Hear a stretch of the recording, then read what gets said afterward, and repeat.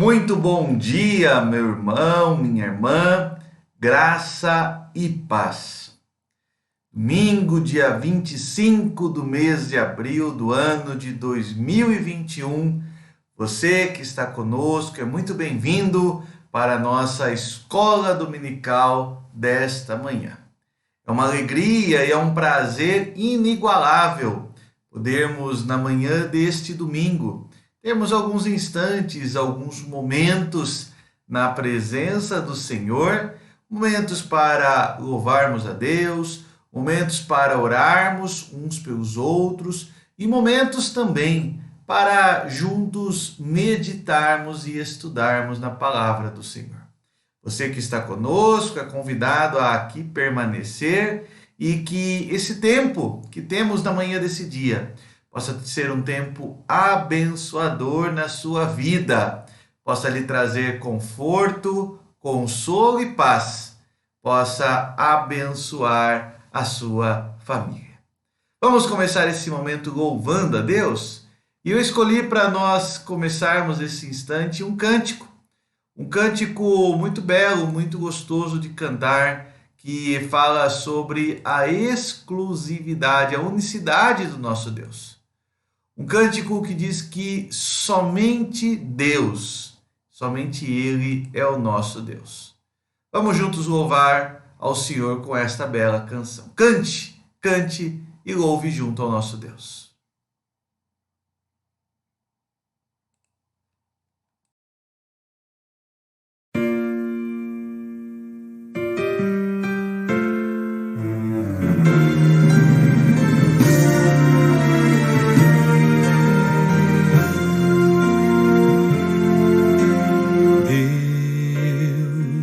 Somente Deus criou o mundo e o que nele há. O ser que pode respirar existe para mostrar a glória do Senhor. Deus, somente Deus, os seus mistérios pode revelar, os seus desígnios quem jamais um dia conheceu, pois Deus somente é Deus. Deus, somente Deus, domina o trono do universo, e a voz da criação se erga para dar louvor somente a Deus.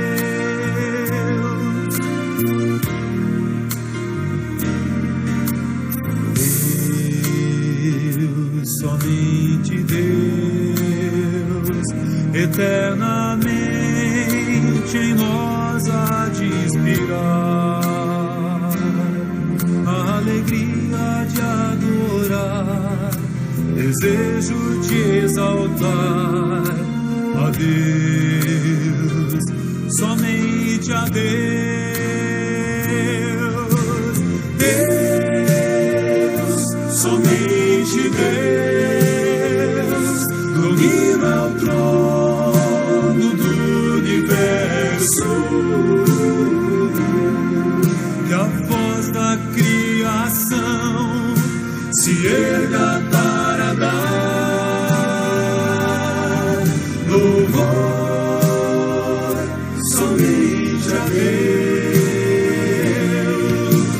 Deus, somente Deus, domina o trono do universo,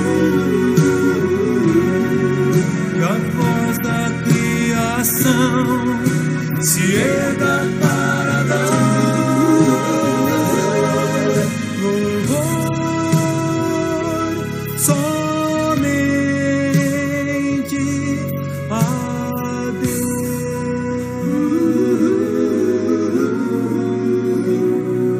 a Deus.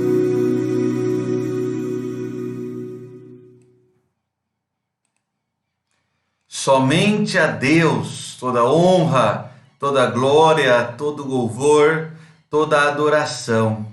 Que assim seja a nossa vida, que assim seja a nossa história. Vamos orar ao nosso bom Deus nesse momento? Curve sua cabeça, feche seus olhos, vamos orar. Nosso Deus e nosso Pai, na manhã desse dia entramos, ó Pai, na Tua presença. Entramos, ó Pai, na Tua presença que é santa, que é augusta, que é única. E, ó Pai, diante do Senhor nos curvamos nesse momento. Nos curvamos, ó Pai, reconhecendo a nossa pequenez, reconhecendo nossas falhas, pecados, transgressões. Mas, ó Pai, através de Cristo, nos aproximamos de Ti e clamamos, ó Pai, pela Tua misericórdia sobre as nossas vidas, sobre nossos lares, sobre nossas famílias. Clamamos, ó Pai, pela Tua misericórdia diante do grave momento, ó Pai, que ainda enfrentamos. Clamamos, ó Pai, pela Tua graça sobre o nosso povo, sobre nós, essa gente, ó Pai. Senhor, dá-nos dias melhores, dá-nos dias mais alegres, dias de paz, dias, ó Pai, de confiança no Senhor. Que a Tua boa mão esteja sobre o nosso povo, ó Pai, a nos guiar, a nos fortalecer, a nos mostrar, ó Pai, como devemos viver. Nesse momento, de uma forma especial, ó Pai, clamamos que o Senhor, Tu mesmo, ó Pai, possa estar visitando cada família, ó Pai, que está acompanhando essa mensagem, cada um dos meus queridos irmãos e irmãs em Cristo, ó Pai, que estão acompanhando essa escola dominical.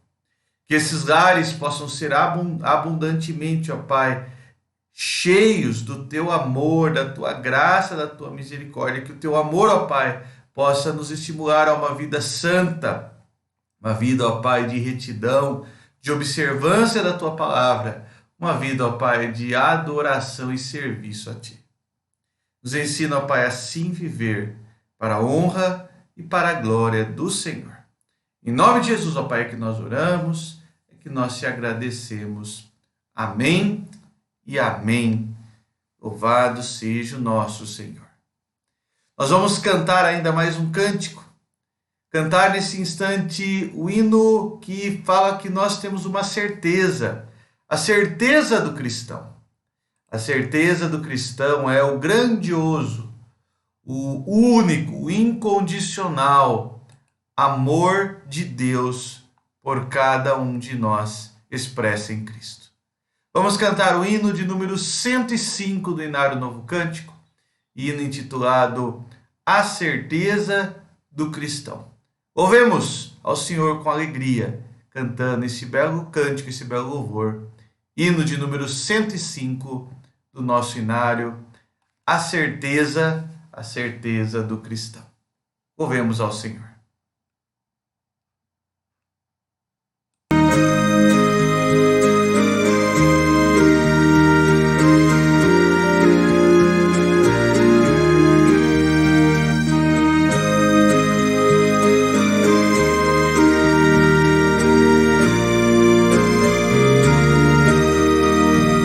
Não sei por que de Deus o amor a mim se revelou, porque Jesus, meu Salvador, na cruz me resgatou.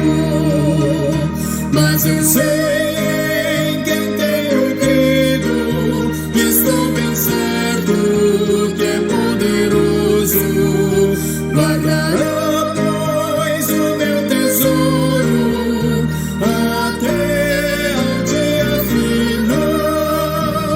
Não sei o modo como agiu o Espírito eternal, que um dia Cristo me atraiu em convicção real. Mas eu sei em quem tenho crido e estou bem certo que é poderoso. Guardará, pois, o meu tesouro até ao dia final. Não sei o que de mal ou bem é destinado a mim, se mãos ou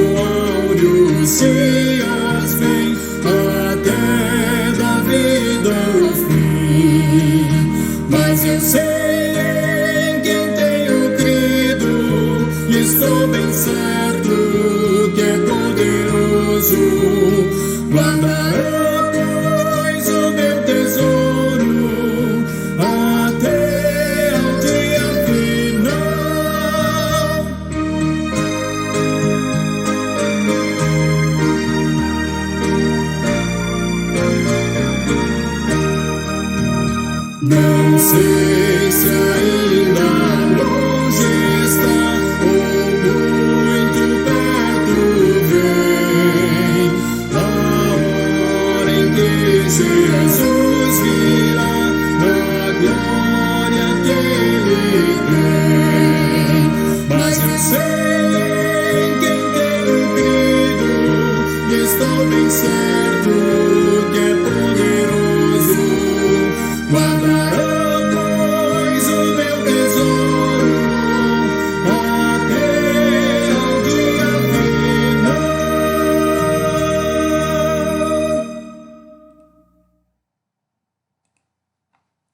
Sim, nós sabemos em quem nós cremos e sabemos o quanto Ele é fiel. E é nessa fidelidade de Deus que nós descansamos o nosso coração, sabendo que Deus é fiel. Por isso, cremos sim que o nosso depósito, a nossa fé, está calcada naquele que guardará o nosso tesouro até o dia final. Que Deus assim nos abençoe, louvando ao seu nome. Nós vamos passar neste momento ao nosso estudo bíblico desta manhã, nossa aula da escola dominical. E desde o último domingo, o nosso tema em nossa escola dominical tem sido este: quem está no trono do teu coração? Quem está no trono do teu coração? Em outras palavras, qual é a força central que nos move, a força central que move a sua vida, que move a sua história, que nos move a fazer o que fazemos? Nós vivemos em uma sociedade que é muito apta para criar ídolos. Uma sociedade que transforma a família em ídolos, uma sociedade que transforma o trabalho em ídolos, que transforma o dinheiro em ídolos, que transforma os prazeres da vida, comida, bebida, tudo isso é transformado em ídolos. Uma sociedade que transforma o status, o sucesso em ídolos. Vivemos em uma sociedade que cria ídolos e os coloca como centro do nosso coração. Os coloca-os como senhores do altar ou do trono do nosso coração. Por isso essa pergunta: quem está no centro do teu coração? No último domingo, nós começamos a falar sobre esse tema e vimos que todo ser humano é religioso. Todo ser humano tem uma semente religiosa, uma ambição pelas realidades eternas, e é justamente por causa desta realidade eterna que nós devemos olhar para a palavra e buscar conhecer o Deus da palavra. Já que somos religiosos, devemos olhar para o Deus revelado na palavra. E hoje nós vamos falar um pouco sobre esse Deus que é revelado na sua palavra. O que a própria palavra fala-nos sobre o Senhor. Vamos ler, abra sua Bíblia, Efésios capítulo 1. Efésios capítulo 1, eu vou ler do versículo 3 ao versículo 14. Aí está aparecendo o versículo 1, mas nós vamos ler a partir do versículo 3. Então abra a sua Bíblia em Efésios capítulo 1, agora sim, do versículo 3 ao versículo 14.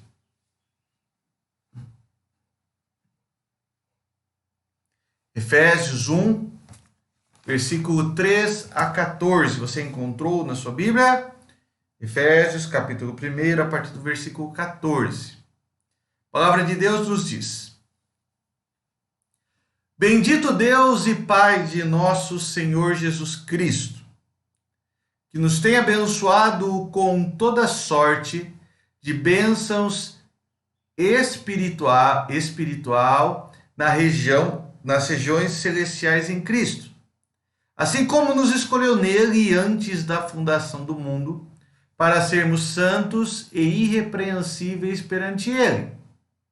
E em amor, nos predestinou para ele, para a adoção de filhos por meio de Jesus Cristo, segundo o beneplácito de sua vontade, para louvor da glória de sua graça que ele nos concedeu gratuitamente no amado, no qual temos a redenção pelo seu sangue, a remissão dos pecados segundo a riqueza da sua graça, que Deus derramou abundantemente sobre nós, em toda a sabedoria e prudência, desvendando-nos o mistério da sua vontade, segundo o seu beneplácito que propusera em Cristo, de fazer convergir nele, na dispensação da plenitude dos tempos, todas as coisas, tanto as do céu como as da terra. Nele digo, no qual fomos também feitos herança, predestinados, segundo o propósito daquele que fez todas as coisas, conforme o conselho da sua vontade, a fim de sermos para louvor da sua glória, nós, o que de antemão esperamos em Cristo, em quem também vós, depois que ouvistes a palavra da verdade, o evangelho da vossa salvação, tendo dele também Cristo, fostes selados com o Santo Espírito da promessa, o qual é penhor da nossa herança, até o resgate da sua propriedade em louvor da sua glória. Quem está no trono do teu coração? Como nós falamos, nós fazemos parte de uma sociedade que busca criar ídolos, e colocá-los como centro da nossa vida, da nossa história. E no último domingo, falando sobre isso, nós chegamos à conclusão de que existe Deus. Deus existe, a sua palavra assim nos registra. Mas aí nós paramos nesse ponto, o que eu devo fazer diante da existência de Deus? Nós aprendemos que todo ser humano é religioso, aprendemos que a Bíblia enfatiza que existe um único Deus e que como ser humano eu devo adorar a Deus, mas para adorá-lo, e a palavra adorar aqui é a palavra cultuar, é a palavra servir. E servir aqui não é apenas um ato único, mas é uma vida, é um ato contínuo, é uma atitude de fé, de obediência. Como eu devo adorar, como eu devo servir a Deus? Para que eu possa adorá-lo, servi-lo de forma correta, eu devo conhecê-lo. E eu posso conhecê-lo em sua palavra. Em sua palavra, na palavra de Deus, na Bíblia, eu posso conhecer o Senhor. A partir do momento em que a Bíblia nos fala que existe um único Deus e que eu devo adorá-lo, devo servi-lo, eu devo servi-lo conforme a sua palavra.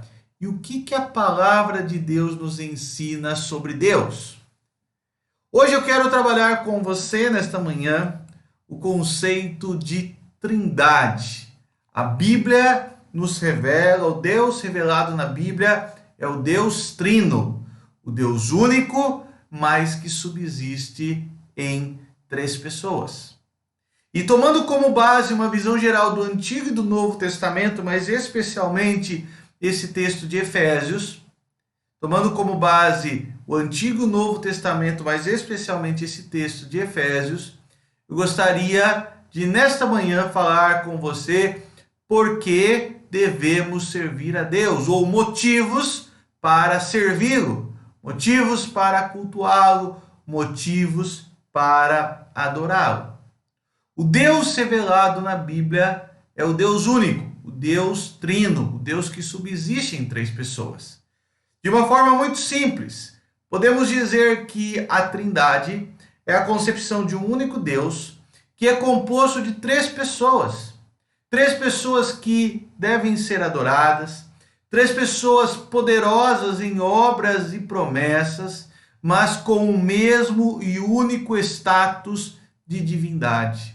Não são três deuses, é um único Deus. um Deus que subsiste na pessoa do Pai, do Filho e do Espírito Santo.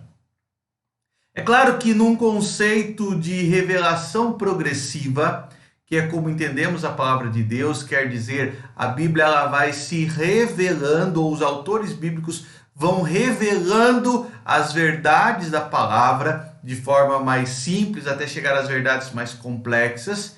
Entendemos que o Antigo Testamento, ele tem uma concepção mais simples do que é a Trindade. Não é uma concepção inferior, é uma concepção primária, justamente porque esse conceito vai ser melhor ou mais amplamente explanado no Novo Testamento. Mas é interessante que no Antigo Testamento, até coloquei aqui alguns títulos que você encontra. Você encontra, por exemplo, o título Deus, você encontra o título Anjo do Senhor e Espírito do Senhor. E se você olhar, por exemplo, alguns textos, como por exemplo a história de Agar, a serva de Sara, a esposa de Abraão, você vê que ela conversa com o anjo do Senhor. Você pode encontrar também essa expressão na vida do próprio Abraão, de Jacó, de Moisés, de Gideão, dos pais de Sansão. E quem é esse anjo do Senhor? É interessante que esses textos mostram que o anjo do Senhor é distinto do Deus. Mas ele também é Deus, pois ele também é adorado, ele também fala de promessas, ele também é cultuado por essas pessoas. A mesma coisa a gente vê com relação ao Espírito do Senhor. O Espírito do Senhor na criação, na capacitação de homens para expressar, participar dessa obra, como na construção do tabernáculo, ou sendo ungidos como reis, ou sendo escolhidos como anciãos em Israel. Então a gente tem em todo o Antigo Testamento essa concepção do Deus, do anjo do Senhor e do Espírito do Senhor. São três pessoas distintas, três pessoas que são cultuadas, que são adoradas e que são poderosas igualmente em obras, em promessas, e todas elas têm o mesmo status de divindade. Eu escolhi um único texto que eu gostaria que você abrisse, Isaías capítulo 63. Eu escolhi só esse texto para a gente ler. E esse texto, eu acredito que ele nos coloca de forma muito clara como um símbolo do Antigo Testamento, esse texto como um símbolo do Antigo Testamento, de forma muito clara a existência do Deus Trino. Vamos lá para Êxodo 63, versículo 7. Abra sua Bíblia. Êxodo 63, versos 7 a 10 diz assim: Celebrarei as benignidades do Senhor e os seus atos gloriosos segundo tudo o que o Senhor nos concedeu, e segundo a grande bondade para com a casa de Israel. Bondade que usou para com eles segundo as suas misericórdias, e segundo a multidão das suas benignidades, porque ele dizia: certamente eles serão meu povo, filhos que não mentirão. Ele se lhes tornou o seu Salvador. Em toda a angústia deles, foi ele angustiado. E o anjo da sua presença o salvou. Pelo seu poder e pela sua compaixão ele os remiu, mas os tomou e os conduziu todos os dias da antiguidade.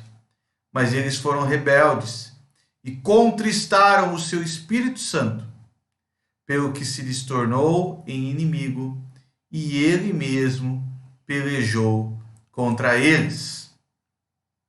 Nesse mesmo texto, nós vemos a menção do Deus de benignidade, o Deus de bondade, o anjo do Senhor. Interessante que a palavra anjo ali não é simplesmente o substantivo anjo, mas é um substantivo próprio.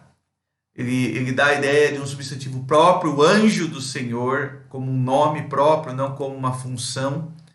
E o Espírito que foi entristecido pelo povo. E aí tem uma característica interessante. Uma pessoa é entristecida. Então, o Espírito também é uma pessoa.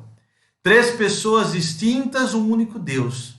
Três pessoas que são adoradas, poderosas em obras e promessas, mas um único Deus. Esse é o conceito de trindade do Antigo Testamento. É claro que esse conceito vai ser agora de forma mais aprofundada, presente no Novo Testamento.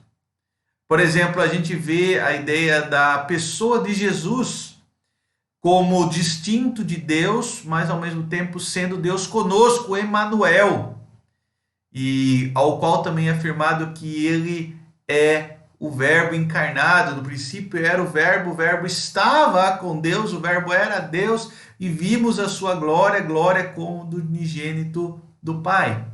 Veja então que Jesus é reconhecido como Deus, mas ao mesmo tempo distinto do Deus Pai.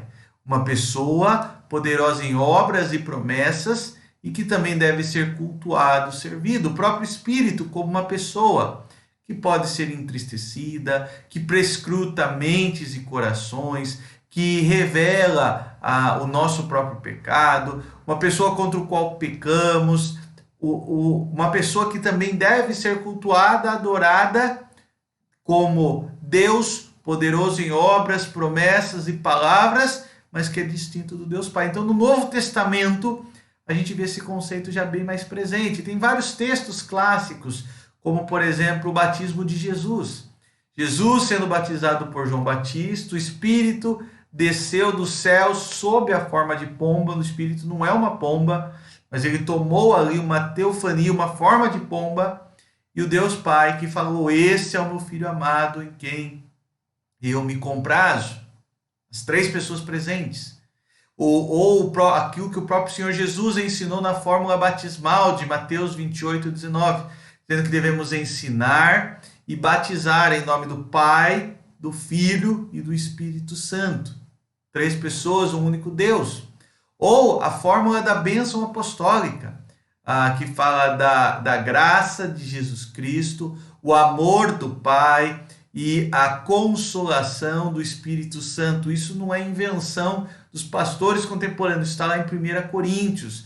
No último capítulo de 1 Coríntios, nós temos a fórmula da bênção apostólica e enfatizam então também o Deus Pai, Filho e Espírito Santo. Muito bem. Então, qual é o Deus que é revelado na Bíblia? O Deus que é revelado na Bíblia é o Deus Trino. E o texto que nós lemos, aí voltando para ele, de Efésios, fala sobre motivos para adorarmos, para servirmos, para cultuarmos ao Deus Trino. Então a gente vai voltar para o nosso texto. Abra sua Bíblia novamente em Efésios 1. E aí a gente vai ver então sobre a adoração a esse Deus, o Deus que é revelado na Bíblia. Primeiramente, o texto bíblico fala da adoração ao Pai, verso 3 ao 5. Bendito Deus e Pai de nosso Senhor Jesus Cristo, que nos tem abençoado com toda sorte de bênção espiritual nas regiões celestiais. Adoramos ao Deus Pai, servimos ao Deus Pai, pois Ele é a fonte de todas as bênçãos. Deus Pai que nos abençoa. O Deus que tem cuidado de nós, o Deus que tem cuidado do seu povo, dos seus filhos, o Deus que tem estendido a sua graça, a sua misericórdia, o Deus que tem guiado-nos, como guiou o povo no deserto, dando maná e dando água. Ele também nos guia, ele também cuida de nós, dele vêm todas as bênçãos. Mas o texto prossegue dizendo que temos sido abençoados com toda sorte de bênção espiritual nas regiões celestiais em Cristo.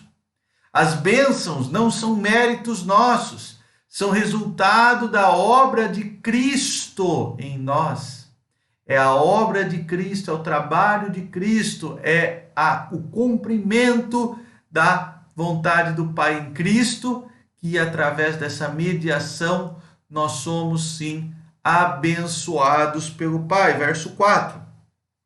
Assim como nos escolheu nele, em Cristo, antes da fundação do mundo, para sermos santos e irrepreensíveis perante ele, e em amor nos predestinou para ele, para a adoção de filhos por meio de Jesus Cristo, segundo o beneplácito da sua vontade. As bênçãos que eu falei há pouco, né? Todas essas bênçãos que vêm através de Cristo estão fundadas na graça do Pai, mas elas estão expressas por meio de Jesus. Qual é essa bênção que vem do Pai? A salvação graciosa. Podemos colocar aqui a eleição incondicional, a adoção como filhos de Deus e a glorificação final. Todas essas são bênçãos que vêm do Pai, por isso adoramos ao Pai. Adoramos ao Deus Pai, servimos ao Deus Pai, cultuamos ao Deus Pai, e eis motivos pelo qual o fazemos, porque Ele nos tem abençoado em Cristo e especialmente nos tem alcançado com graciosa salvação, e tudo isso para o louvor da glória de sua graça. Deus faz tudo para a sua própria glória, e nós, como servos e servas, como criados por Ele, filhos amados, nós também o fazemos para a sua glória. Adoramos ao Pai para a manifestação da sua glória, o Deus que nos tem abençoado. Mas adoramos também o Deus Filho. E sobre o Deus Filho, os versos seguintes, a partir do final do versículo 6 até o verso 12, nos diz assim, que Ele nos concedeu gratuitamente no amado. A fonte do amor do Pai, a fonte do amor a cada um de nós é Cristo. Cristo é o amado das nossas almas, aquele a quem amamos, aquele através de quem somos amados. Em Cristo fomos amados pelo Pai e em Cristo nós amamos o Pai. No qual, em Cristo, temos a redenção pelo seu sangue, a remissão de pecados, segundo a riqueza da sua glória, que Deus derramou abundantemente sobre nós, em toda a sabedoria e prudência, desvendando-nos o mistério da sua vontade, segundo o beneplácito que propuser em Cristo. A boa vontade de Deus em Cristo é a concretização da obra da redenção, a redenção que começou lá em Gênesis, capítulo 3, quando o Senhor disse a Adão e Eva que a semente da mulher esmagaria a semente da serpente. E a partir dali começa então a obra da redenção. A obra da redenção que aponta para a remissão dos nossos pecados. Em todo o Antigo Testamento, a promessa da remissão fez com que o povo de Deus sacrificasse animais, fizesse holocaustos, fizesse ofertas ao Senhor pelo perdão dos seus pecados. Mas em Cristo, o Cordeiro Pascal que foi imolado, nós somos perdoados. Agora a redenção está completa, os nossos pecados foram remidos de forma abundante em Cristo. Essa é a sua boa vontade. Em Cristo nós somos amados por Deus. Em Cristo a obra da redenção é consumada. Na cruz de Cristo essa obra é consumada. No sangue que é vertido essa obra é consumada. Mas também em Cristo, versículo 10, nós vemos algo especial de fazer convergir nele, na dispensação da plenitude dos tempos, todas as coisas, tanto as do céu como a da terra. Em Cristo é confirmada a restauração da criação. A promessa de novos céus e nova terra passa por Cristo. Novos céus e nova terra que serão remidos, restaurados, agora não mais sob a influência do pecado. E ainda mais, em Cristo, digo, no qual fomos também feitos herança, predestinados segundo o propósito daquele que faz todas as coisas, que conforme o conselho da sua vontade. O cumprimento da vontade do Deus Pai é afirmado em Cristo. Cristo mesmo disse que a sua comida, a sua bebida era fazer a vontade do Pai. Na cruz ele vai dizer: agora foi glorificado o Filho do Homem, está consumado e Deus foi glorificado nele.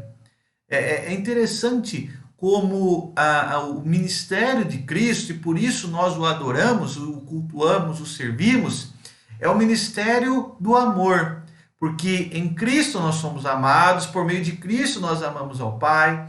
Em Cristo o amor do Pai é expresso na redenção, na remissão dos nossos pecados.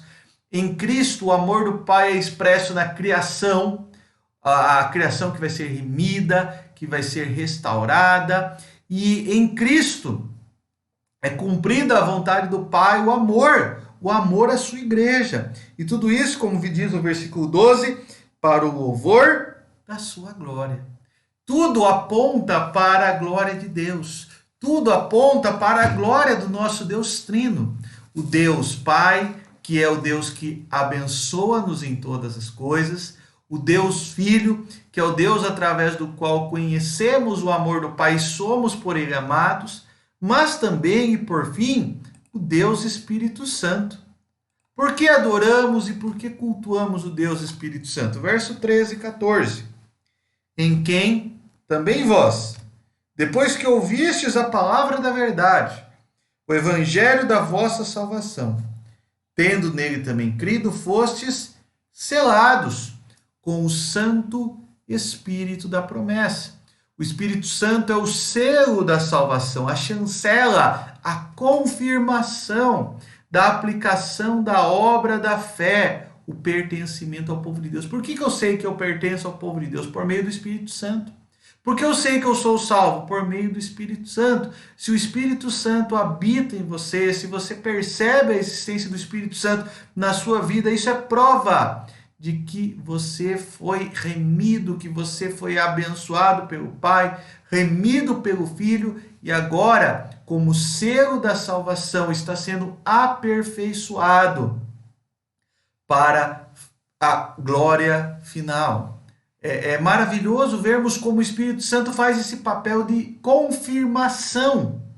A carta de Paulo aos Filipenses diz que aquele que começou a boa obra vai completá-la. E o Espírito Santo é a confirmação desta obra em andamento. Ele é o selo da salvação.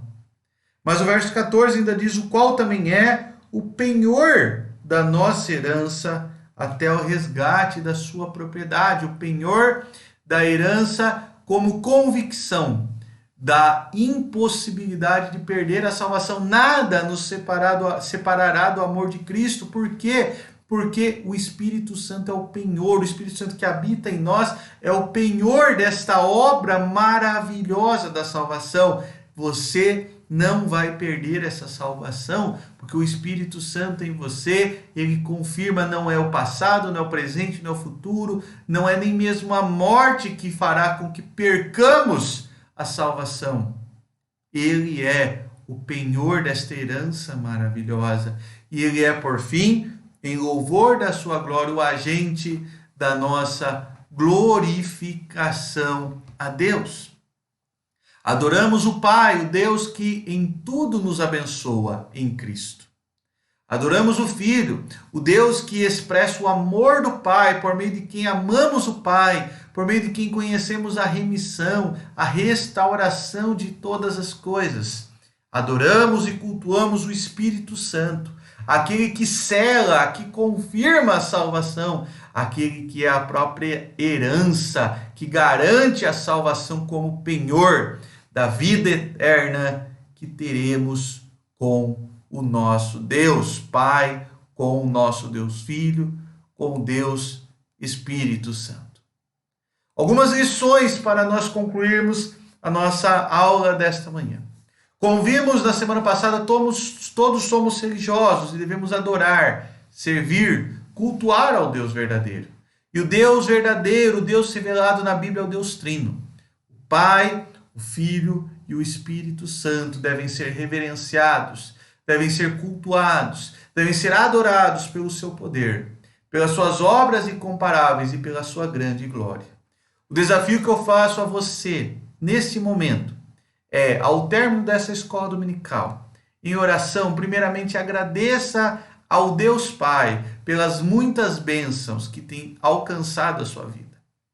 Agradeça ao Deus Filho, Jesus Cristo, pela obra da redenção, pela obra da remissão. Agradeça ao Deus Espírito Santo, aquele que te selou, aquele que é o próprio penhor da herança eterna que você terá um dia. Agradeça ao Deus Trino, agradeça ao nosso Senhor. Como é bom podermos conhecer esse Deus, o Deus que é revelado na palavra de Deus, o Deus que deve ser por nós adorado. Vamos orar uma vez mais nesse momento? Oremos ao Senhor, curve sua cabeça e vamos conversar com o nosso Senhor. Nosso Deus e nosso Pai, nesse instante, ó Pai, nos colocamos com os nossos corações gratos a Ti por preciosa e abençoada lição que pudemos aprender nesta manhã. Que possamos ser, ó Pai, primeiramente verdadeiros adoradores do Deus que é revelado na palavra. O Deus Pai, o Deus Filho, o Deus Espírito Santo. Que possamos conhecê-lo, ó Pai, a cada dia mais, possamos conhecer o Filho, conhecer o Espírito Santo e cultuá-lo, adorá-lo, ó Pai, pela sua grande obra, as bênçãos. Adorar ao Filho pela grande obra, a redenção, a remissão. Adorar o Espírito Santo, cultuá-lo pela grande obra, o selo, o penhor da nossa salvação.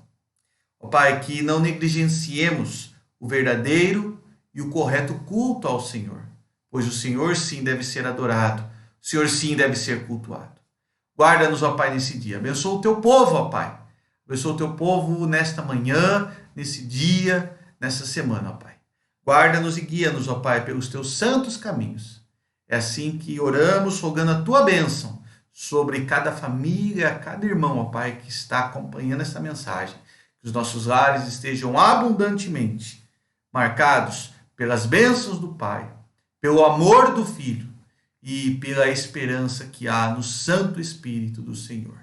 Em Jesus nós oramos e agradecemos. Amém. Amém. Finalizando esse nosso momento, quero lhe convidar para estar daqui a pouquinho, às 18h30, juntos, louvando, adorando, servindo ao Deus Trino. Daqui a pouquinho, às 18h30, aqui pelo Facebook mesmo, nosso culto online, e você está convidado para estarmos juntos nesse momento.